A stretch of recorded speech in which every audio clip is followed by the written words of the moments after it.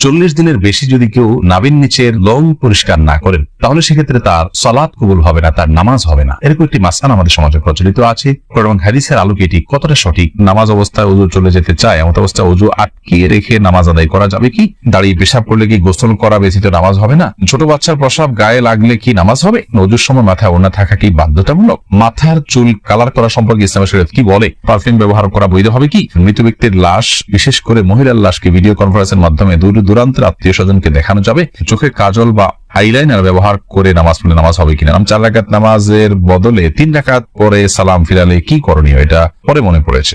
আর বিলম্ব না করে চলুন আমরা প্রবেশ করি আপনাদের প্রশ্নগুলোর উত্তর দেওয়ার পালায়। অ্যাঞ্জেল রুমি আপনি লিখেছেন, চোখে কাজল বা আইলাইনার ব্যবহার করে নামাজ পড়লে নামাজ হবে কিনা? নামাজ হয়ে যাবে। সুমন আহমেদ আপনি লিখেছেন, 4 রাকাত নামাজের বদলে 3 রাকাত পরে সালাম ফিরালে কি করণীয়? এটা পরে মনে পড়েছে। ফরজ নামাজ যদি 4 রাকাত 3 রাকাত সালাম ফিরে ফেলেন, তৎক্ষণাৎ মনত পড়লে তো আরেক রাকাত পরে শেষ নামাজ হয়ে যাবে। কিন্তু আপনি উঠে চলে গেছেন, অন্য কাজ টাজ করছেন, তারপরে মনে পড়েছে, তাহলে আবার আপনাকে সে সালাত আদায় করতে হবে। ইসরা জান আপনি লিখেছেন, স্বামীকে খুশি করার জন্য ফর্সা হওয়ার ক্রিম ব্যবহার করা যাবে কিনা? ফর্সা হওয়ার ক্রিম সম্পর্কে আগে আমরা বলেছি, এটা থেকে আদতেই কি পরিপূর্ণ মানুষের রং চেঞ্জ হয়ে যায় কিনা? যদি পূর্ণ রং চেঞ্জ হয়ে মানুষের আকৃতি পরিবর্তন হয়ে যায় তাহলে সেটা তো জায়েজ নয়। আর হালকা একটু ফর্সা দেখায়, এরকম যদি হয় তাহলে সেটা করা যেতে পারে। নুসরাত কবির উর্মি আপনি লিখেছেন, ওযুর পরে ভ্যাসলিন, গ্লিসারিন ইত্যাদি ব্যবহার করলে ওযু বা নামাজের কোনো ক্ষতি হবে কি? না, ওযু বা সালাত ভঙ্গের সুনির্দিষ্ট কারণ আছে, সেই কারণগুলো না পাওয়া গেলে ওযু বা সালাত ভঙ্গ হবে না। বিধায় ভ্যাসলিন বা গ্লিসারিন ইত্যাদি ব্যবহার করলে ওযু নষ্ট হবে না, সালাতের কোনো অসুবিধা হবে না, কারণ এগুলোর ফলে ওযু ভঙ্গের কোনো কারণ পাওয়া যায় না। ওযু ভঙ্গের মৌলিক কারণগুলো শরীর থেকে যদি নাপাক বের হয় বা নাপাক বের হওয়ার মতো যথেষ্ট সম্ভাবনা তৈরি হয় তাহলে সেক্ষেত্রে ওযু ভঙ্গ হয়। এছাড়া সাধারণত ওযু ভঙ্গ হয় না।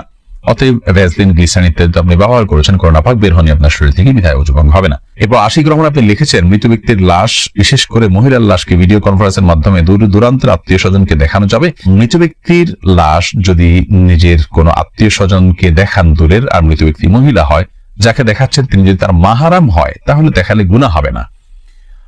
তবে সেটাকে ভিডিও করে রাখা, ছবি তুলে রাখা অবশ্যই অনুচিত কাজ, কারণ মৃত্যুর পর মানুষের আকৃতিতে অনেক সময় পরিবর্তন হয়, কিছুটা বিকৃতি ঘটে থাকে।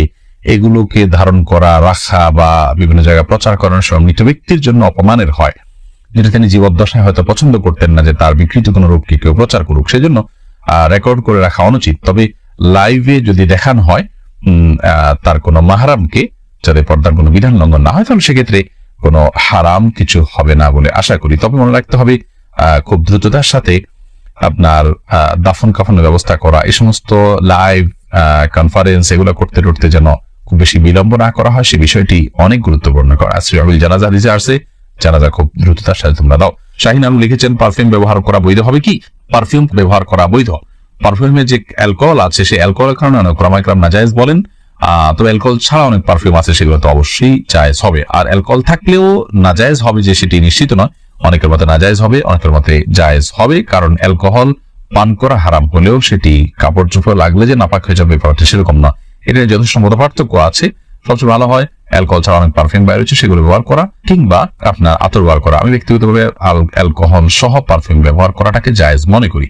এরপরে আব্দুল মা এই আইডি থেকে আপনি লিখেছেন, মাথার চুল কালার করা সম্পর্কে ইসলামের শরীয়ত কি বলে? মাথার চুল কালার করতে পারেন, বিশেষ করে সাদা যখন হয়ে যায় তখন নবী করিম সাল্লাল্লাহু আলাইহি ওয়াসাল্লাম এর হাদিস অনুযায়ী এটাকে কালার করাটাই হলো উচিত এবং সুন্নাহ। তিনি বলেছেন, ইহুদিরা সাদা চুল রাখে, তোমরা এটাকে কালার করবে, ওয়াজান্নিবু সাওয়াদ, তবে তোমরা কালো কালার থেকে বিরত থাকবে। অতএব মেহেদি বা জাতীয় কোনো ন্যাচারাল কোনো কিছু যদি আপনি কালার করতে পারেন সেটা সুন্নাহ। এরপরে প্রশ্ন করেছেন হাবিবা, আপনি লিখেছেন, ওযুর সময় মাথায় ওড়না থাকা কি বাধ্যতামূলক? ওযুর সময় মাথায় ওড়না থাকা বাধ্যতামূলক নয়, বরং মাথার ওড়না ফেলে কেউ যদি ওযু করেন, ওযু করতে পারেন। যদি তাকে কোনো গায়রে মাহরাম পুরুষ দেখার আশঙ্কা না থাকে, তিনি মাথার কাপড় চোপড় ফেলে, ওড়না ফেলে মাথার, তারপর তিনি ওযু করতে পারেন। বরং আমরা যখন ওযু করার জন্য মুখমণ্ডল ধৌত করব, তখন আমাদের কাপড় যদি মাথায় থাকে, অর্থাৎ ওড়না যদি টানা থাকে, তাহলে সেক্ষেত্রে এগুলোতে কিছুটা হলো পানি লেগে যাবে, ভিজে যেতে পারে। এই জন্য মাথার ওড়না না রেখে ওযু করা যাবে। যদি মাথার ওড়না রেখে আপনি ওযু করেন এবং আপনার ওড়না খুব একটা না ভেজে আপনার অসুবিধা না হয়, আপনি করতে পারেন। মাসা করার ক্ষেত্রে আপনাকে মাথার কাপড়ের নিচ দিয়ে মাসা করতে হবে, কারণ মাথার ওড়নার উপর দিয়ে মাসা করলে সে মাসা বিশুদ্ধ হবে না। এটাই হলো জমহুর এবং বেশিরভাগ উলামায়ে কেরাম, ফুকাহায়ে কেরামের মত।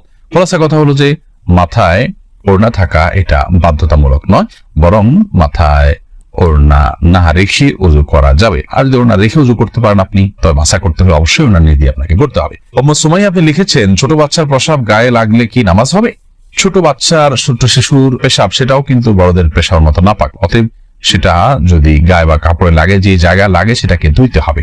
পার্থক্য এতটুকু, যদি দুগ্ধপোষ্য ছেলে শিশু হয় তাহলে তার পেশাবের ছিটা যেহেতু অনেক বেশি ছড়ায় না কন্যা শিশুর তুলনায়, এই জন্য তার পেশাবের উপর পানি ছিটা দিলে সেটা যথেষ্ট হয়ে যাবে। আর কন্যা শিশু যদি হয়, সেটা যেহেতু তার পেশাব যেহেতু একটু ছড়ানোর আশঙ্কা বেশি থাকে, এবং আরো নানা কারণে, অনেক কারণ এবং রহস্য আছে যেগুলো আমরা জানি না, তো সেগুলোর ভিত্তিতে কন্যা শিশু হলে, সেই দুগ্ধপোষ্য হলেও যে জায়গায় লাগবে তার পেশাব, সেই জায়গাটা কাপড়ের জাস্ট ওই অংশটুকু ধুয়ে দিলে পাক হয়ে যাবে। খোলাসা কথা হলো যে ছোট বাচ্চাদের পেশাব যদি কাপড়ে লাগে কিংবা শরীরে লাগে সেটা নাপাক হবে, সেটাকে পাক করার চেষ্টা করতে হবে বড়দের পেশাব থেকে যেভাবে পাক করার চেষ্টা করা হয়। তবে হ্যাঁ, দুগ্ধপোষ্য যে দুধের উপরে টিকে থাকে এরকম ছোট ছেলে শিশু হলে সেক্ষেত্রে পাকের পদ্ধতির ক্ষেত্রে কিছুটা শিথিলতা আছে, পায়ের ছিটা দিলে পাক হবে। তবে সেক্ষেত্রে ধুয়ে ফেলাটাই হলো সংশয় মুক্ত। বিশেষ করে আপনার অনেক সময় খুঁতখুঁতে স্বভাব থাকে অনেকের মধ্যে সন্দেহ থাকে, মনের প্রশান্তির জন্য পুরোটা ধুয়ে ফেললে সেটা অবশ্যই উত্তম এবং ভালো, কারণ পেশাব থেকে পরিচ্ছন্ন থাকা নির্দেশনা হাদিসে রয়েছে। এমনি সাকিব মাতব্বর লিখেছেন, নামাজ অবস্থায় উযু চলে যেতে চায়, এমন অবস্থায় উযু আটকে রেখে নামাজ আদায় করা যাবে কি? অবশ্যই আটকে রেখে আদায় করা যাবে, তবে স্বাভাবিক অবস্থায় উযু আটকে রেখে তারপরে ওই উযু দিয়ে নামাজ পড়া উচিত নয়। তবে নামাজের মধ্যে যদি আপনার উযু ভাঙার বা পেশাব পায়খানা বেগ হয় তাহলে সে বা বায়ু নির্গত হওয়ার বেগ হয় তাহলে সেটাকে আটকে রেখে সালাত কমপ্লিট করা যেতে পারে, যেহেতু সালাত কমপ্লিট করা আল্লাহর কর্তৃক নির্দেশিত, আল্লাহ বলেছে। এরপরে মোহাম্মদ আরাদ আব্দুল্লাহ, আপনি জানতে চেয়েছেন দাঁড়িয়ে পেশাব করলে কি গোসল করা ব্যতীত নামাজ হবে না? দাঁড়িয়ে পেশাব করলে যে গোসল করতে হবে এমনটি বাধ্যতামূলক নয়, বরং দাঁড়িয়ে পেশাব করার পরও আপনি গোসল ছাড়া নামাজ আদায় করতে পারেন। দাঁড়িয়ে পেশাব করতে গেলে যদি আপনার শরীরে কোথাও ছিটে ফোঁটা লাগে বা পেশাব লেগে যায়, সেই জায়গাটা আপনি ধুয়ে ফেলবেন, ধুয়ে আপনি সালাত আদায় করতে পারবেন। আর দাঁড়িয়ে পেশাব করাটা অনুচিত, অনুত্তম, ভালো নয়, মাকরুহ কাজ। নবী করিম সাল্লাল্লাহু আলাইহি ওয়াসাল্লাম সচরাচর দাঁড়িয়ে পেশাব করতেন না। 40 দিনের বেশি যদি কেউ নাভির নিচের লোম পরিষ্কার না করেন তাহলে সেক্ষেত্রে তার সালাত কবুল হবে না, তার নামাজ হবে না। এরকম একটি মাসআলা আমাদের সমাজে প্রচলিত আছে। কোরআন হাদিসের আলোকে এটি কতটা সঠিক আমরা সে বিষয়ে জানার চেষ্টা করব। প্রথম কথা হলো, হাত পায়ের নখ ছোট করা, গোপ ছাটা ছোট করা, বগল এবং নাভির নিচের পশম পরিষ্কার করা, এটাকে চেঁচে ফেলা, এটি সকল নবী রাসূলগণের প্রতি আল্লাহ রাব্বুল আলামিনের পক্ষ থেকে আরোপিত কমন একটি বিধান ছিল, সকল নবী রাসূলগণের কমন একটি সুন্নাহ ছিল, যে সুন্নাহ সকল নবী রাসূলদের জন্য প্রযোজ্য ছিল। একজন ইমানদারের জন্য সেটি অবশ্যই অনেক বেশি গুরুত্বপূর্ণ। আনাস ইবনে মালিক রাদিয়াল্লাহু তাআলা আনহু একটি হাদিস বর্ণনা করেছেন, যেটি সহিহ মুসলিমে বর্ণিত হয়েছে, সূরা আসা এবং মুসনাদ আহমদ সব হাদিস কিতাবে বর্ণিত হয়েছে। সেখানে তিনি বলেছেন যে রাসূল আকরাম সাল্লাল্লাহু আলাইহি ওয়াসাল্লাম আমাদেরকে এই কাজগুলো করবার জন্য, অর্থাৎ হাত পায়ের নখ ছোট করা, গোপ ছোট করা, বগল এবং নাভির নিচের পশম পরিষ্কার করা, চাষা, এই কাজের জন্য তিনি আমাদেরকে সময়সীমা নির্ধারণ করে দিয়েছেন 40 দিন। অর্থাৎ 40 দিন পর্যন্ত কেউ যদি বিলম্ব করেন তাহলে সেটি জায়েজ আছে, যদিও এত বেশি বিলম্ব না করে প্রতি সপ্তাহে একবার পরিচ্ছন্ন করতে পারেন, সেটি উত্তম ভালো কাজ। যত বেশি পরিষ্কার রাখা যায় এগুলো ততই ভালো। কিন্তু যদি কেউ বিলম্ব করতে চান তাহলে সেক্ষেত্রে তিনি এগুলো না চেষে না কেটে সর্বোচ্চ 40 দিন পর্যন্ত থাকতে পারবেন। 40 দিনের পর যদি তিনি না কেটে থাকেন তাহলে সেটি তার জন্য গুনাহের কারণ হবে, সে কারণে তিনি আল্লাহর কাছে পাপী হিসাবে বিবেচিত হবেন। কিন্তু এর কারণে তার সালাত হবে না, তার নামাজ কবুল হবে না, এরকম কোনো কথা হাদিসের কোথাও বলা হয়নি। সালাত বা নামাজ বিশুদ্ধ হওয়ার সম্পর্ক হলো সালাতের যে শর্ত আছে সেই শর্তগুলো তিনি সঠিকভাবে আদায় করেছেন কিনা এর উপর নির্ভর করে। যার কারণে সালাতের শর্ত যদি সঠিকভাবে আদায় করে থাকেন, ফরজগুলো সঠিকভাবে আদায় করে থাকেন, তাহলে সালাত বিশুদ্ধ হবে। যদিও তার নাভির নিচের লোম তিনি অপরিষ্কার রাখেন, নখ বড় রাখেন, এগুলো করা সত্ত্বেও তার সালাত আদায় হয়ে যাবে। কিন্তু এগুলোকে তিনি বড় রাখবার কারণে, ছোট না করার কারণে, সমত না চাষবার কারণে, 40 দিনে বেশি অপরিচ্ছন্ন রাখবার কারণে তিনি একটি গুনাহে লিপ্ত হলেন, সেটি সম্পূর্ণ ভিন্ন বিষয়। আল্লাহ বলে আমাদের সকলকে সব ক্ষেত্রে রাসূল আকরাম সাল্লাল্লাহু আলাইহি ওয়াসাল্লামের সমস্ত দিক নির্দেশনাগুলোকে মেনে চলার তৌফিক দান করুন।